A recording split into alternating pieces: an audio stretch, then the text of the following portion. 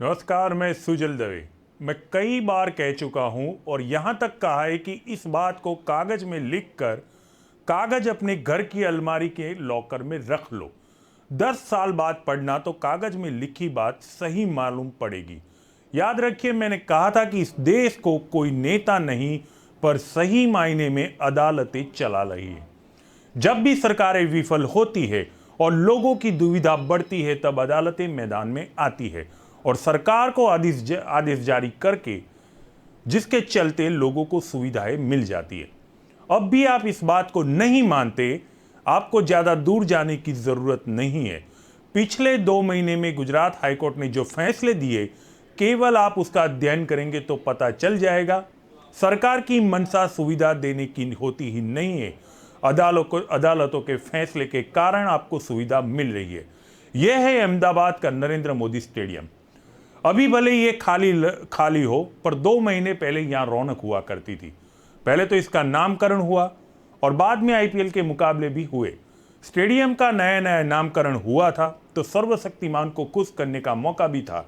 गुजरात सरकार कैसे चूक करती। ताव में आकर घोषणा कर दी गई कि स्टेडियम को 100% भर दिया जाएगा। इसी वक्त गुजरात में कोरोना की दूसरी लहर ने दस्तक दी थी। क्या सरकार, क्या लोग, सभी ने कोरोना को दरकिनार कर दिया।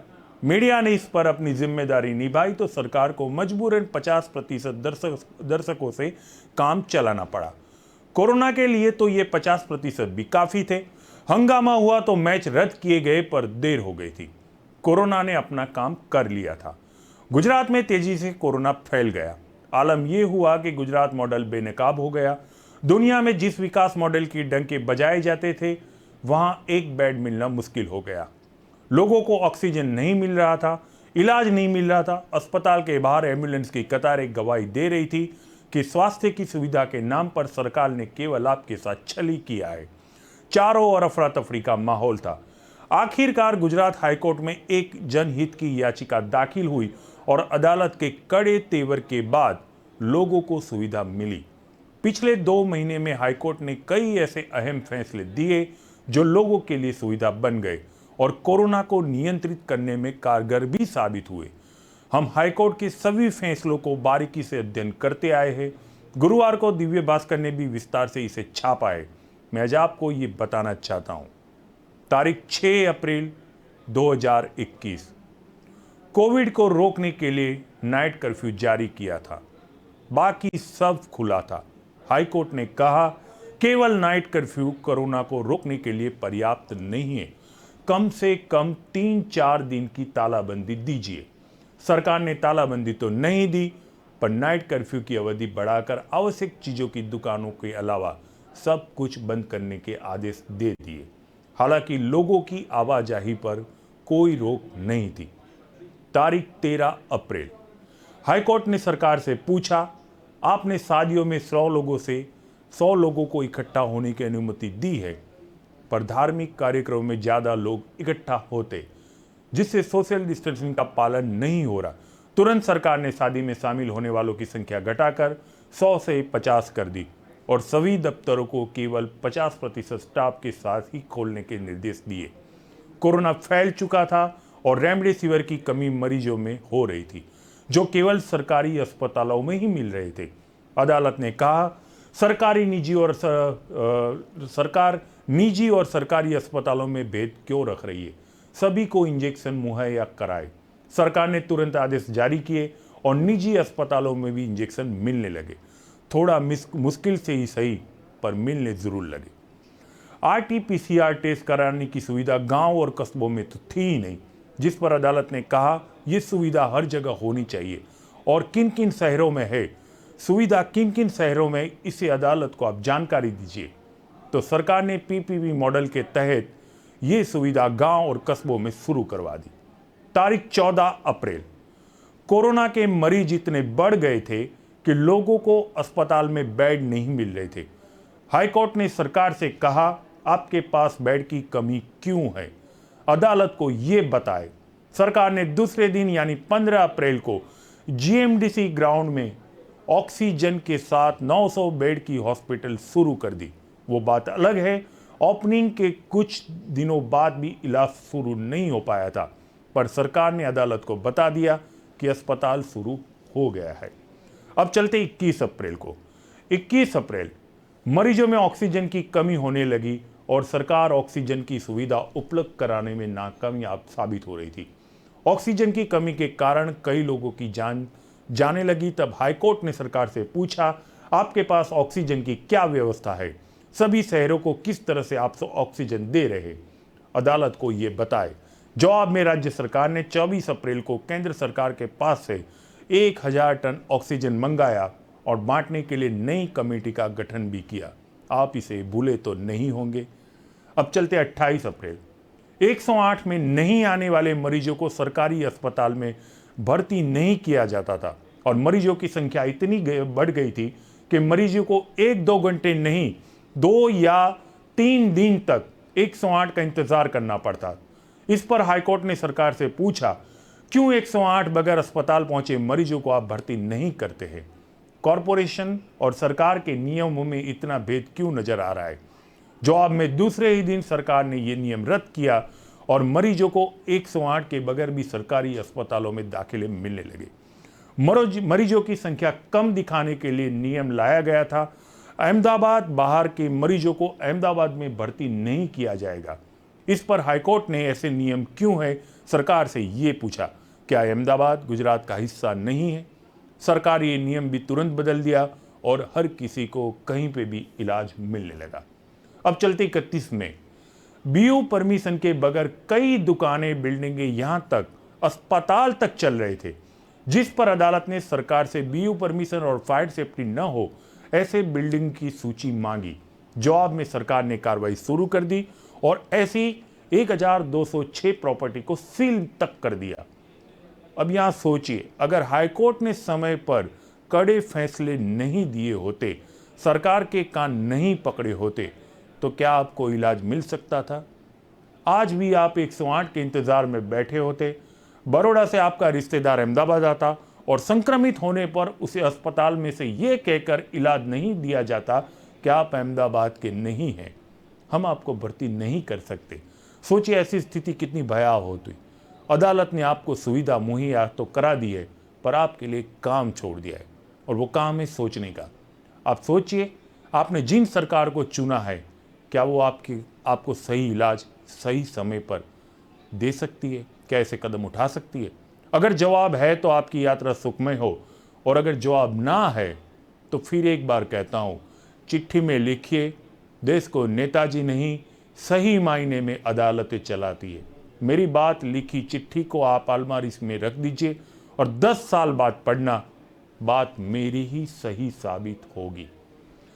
अब अगर आप मान चुके हैं कि गुजरात सरकार की मंशा न तो सुविधा देने की है न तो सेवा की, तो यहां मैं आपको बताना चाहता हूं, गुजरात की सरकार रिमोट संचालित है, जिसका रिमोट दिल्ली में दबता है और चैनल गुजरात में बदले जाते हैं। गुजरात सरकार कोई भी निर्णय लेने में स्वतंत्र नहीं है। यह बात साबित करने के लिए एक नमूना पेश करना चाहता हूं। कोरोना की दूसरी लहर के कारण छात्रों की परीक्षा पर संकट छा गया था। 10वीं के छात्रों की परीक्षा लेनी चाहिए या नहीं, इस पर विचार चल ही रहा था। इस बीच शिक्षा मंत्री भूपेंद्र सिंह चुड़ासमा ने केंद्रीय मंत्री रमेश पोखरियाल को चिट्ठी लिखकर यह बताया कि सीबीएसई का मामला अलग है और गुजरात बोर्ड का अलग। मैं छात्रों की परीक्षा लेनी चाहिए इस पक्ष में हूं। हालांकि इस चिट्ठी पर सोच विचार हो उसके पहले ही मुख्यमंत्री विजय रूपाणी ने 10वीं के छात्रों को मास प्रमोशन देने की घोषणा कर दी। जानकारों ने इस फैसले को लेकर चिंता जताते कहा है कि सरकार के इस फैसले से छात्रों के सामने भविष्य में कई चुनौतियां खड़ी हो गई है। ये वो चुनौतियां है जिसके बारे में न तो सरकारें जानती है न तो छात्र जानते हैं। सरकार को थोड़ा रुक के इस फैसले को लेना चाहिए था। इस घटना के बाद सरकार ने घोषणा की कि 12वीं के छात्रों को मास प्रमोशन नहीं दिया जाएगा, उनकी परीक्षा होगी। मंगलवार को सरकार ने इसकी घोषणा भी कर दी। इस घोषणा के आधार पर 12वीं के छात्रों की परीक्षा 1 जुलाई से होनी थी। मंगलवार को गुजरात सरकार की घोषणा के बाद देर शाम प्रधानमंत्री मोदी की सीबीएसई के छात्रों को लेकर बैठक हुई थी, जिसमें छात्रों के स्वास्थ्य की चिंता जताकर सीबीएसई की परीक्षा को देश भर में रद्द कर दिया गया। इस फैसले के बाद बुधवार दोपहर गुजरात सरकार हरकत में आई थी और शिक्षा मंत्री भूपेंद्र सिंह चुड़ासमा ने 12वीं की परीक्षा रद्द करने का ऐलान किया था।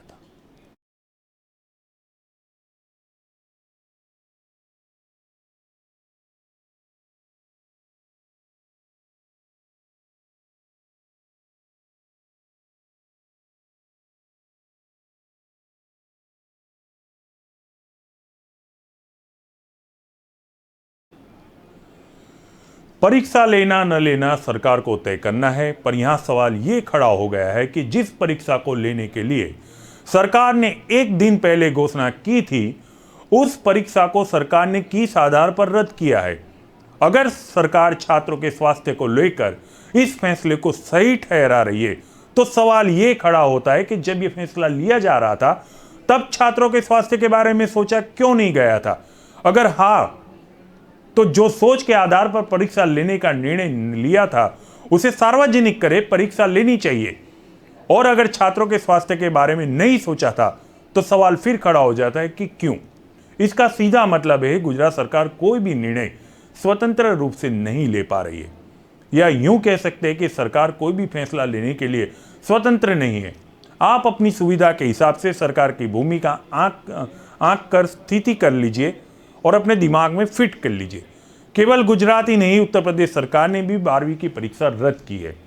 अब वहां छात्रों को आंतरिक मूल्यांकन के आधार पर पास कर दिया जाएगा। गुजरात में तो यह भी नहीं बोला गया है। राज्य के, मैं उत्तर प्रदेश की बात कर रहा हूं, उत्तर प्रदेश के उप मुख्यमंत्री दिनेश शर्मा ने बताया है कि मुख्यमंत्री योगी आदित्यनाथ और केंद्रीय मंत्री रमेश पोखरियाल के बातचीत के बाद यह फैसला लिया गया है। यूपी में इस साल 26,10,316 छात्र इस परीक्षा के लिए पंजीकृत किए गए थे। इन सभी को अब आंतरिक मूल्यांकन के आधार पर पास कर दिया जाएगा। अब चलते बिहार, जहां की राजनीति में बारिश से पहले गर्मी बढ़ गई है। बिहार से राज्यसभा के नए सांसद एडी सिंह को प्रवर्तमान निर्देशालय यानी कि ईडी ने गिरफ्तार कर लिया है। ईडी के हवाले से खबर मिल रही है, इसके मुताबिक सांसद को फर्टिलाइजर घोटाले में पकड़ा गया है। सीबीआई ने भी ईडी के खिलाफ मामला दर्ज किया था, जिसकी जांच ईडी कर रही थी। सीबीआई ने इफ्को के पूर्व मैनेजिंग डायरेक्टर और सीईओ के खिलाफ भ्रष्टाचार के तहत मामला दर्ज करके 12 ठिकानों पर छापेमारी की थी, जिसमें ईडी सिंह का नाम सामने आया था।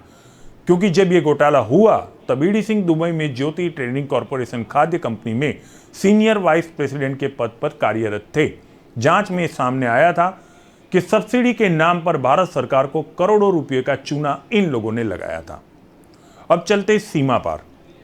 बीएसएफ राजस्थान फ्रंटियर बीकानेर से लगती अंतर्राष्ट्रीय सीमा खाजूवाला क्षेत्र में नशे के तस्करी के ऐसे खेल का एक खुलासा हुआ है जिसे जान आप भी हैरान हो जाएंगे। दरअसल बीएसएफ ने बड़ी कार्रवाई को अंजाम देते हुए एक नशे की बड़ी खेप को बरामद किया है। बड़ी बात है कि इस तस्करी में जो खेप मिली है उसका आकार एक अजगर की तरह या एक पाइपलाइन जैसे दिखाया जाता है। बताया जा रहा है कि तस्करों ने ऐसा इसलिए किया था ताकि इस तस्करी को लेकर किसी भी तरह का शक पुलिस और सुरक्षा जवानों को न हो। लेकिन देर रात जब सीमा पर हलचल हुई तो बीएसएफ के जवानों ने बॉर्डर पोस्ट पर तस्करों को ललकारा। सुरक्षा जवानों की आवाज़ सुनकर पाकिस्तान से आए तस्कर वहां से भाग गए। सूत्रों की माने तो नशे के खिलाफ अब तक की ये सबसे बड़ी कार्रवाई है, जिसमें पाकिस्तान की सीमा से पाइपलाइन द्वारा भारतीय सीमा में फेंकी गई 54 कैरेट हेरोइन बरामद की गई है। हालांकि इस कार्रवाई के दौरान सीमा पर जबरदस्त आंधी तूफान व बरसात चल रही थी।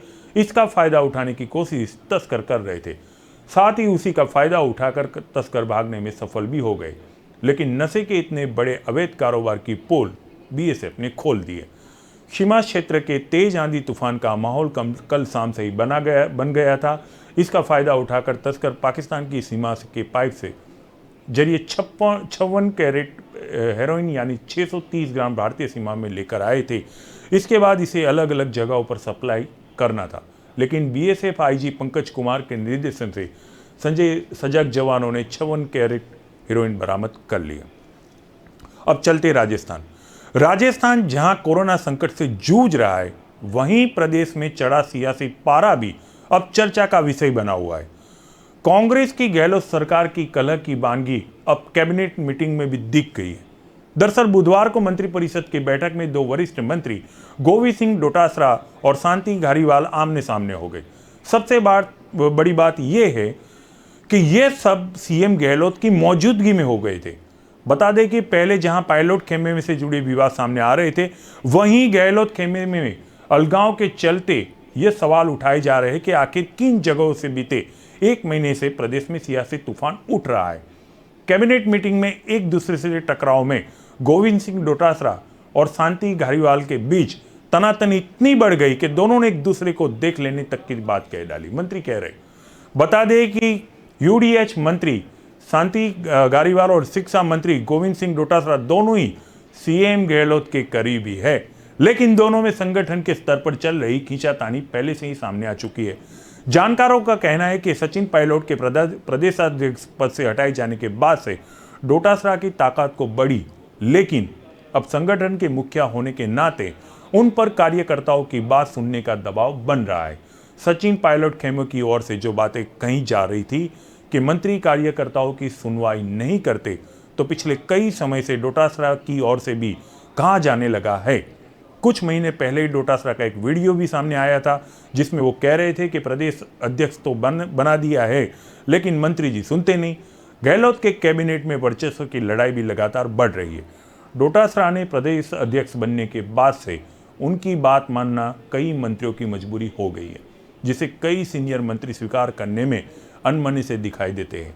लिहाजा वर्चस्व की लड़ाई भी एक बड़ा कारण है, जिसके चलते कैबिनेट और प्रदेश संगठन के बीच रार बढ़ती दिखाई दे रही है। राजस्थान कांग्रेस में जहां खेमेबाजी के चलते सत्ता संगठन का सामंजस्य नहीं बन रहा है, वहीं उसके साथ ही गहलोत सरकार के 3 साल पूरे होने के बाद भी राजनीतिक नियुक्तियों के कार्यकर्ताओं को लाभ न मिलना और सीएम की ओर से कैबिनेट का विस्तार को लेकर किसी तरह की जानकारी न देना भी प्रदेश के कई दिग्गज नेताओं को अखर रहा है।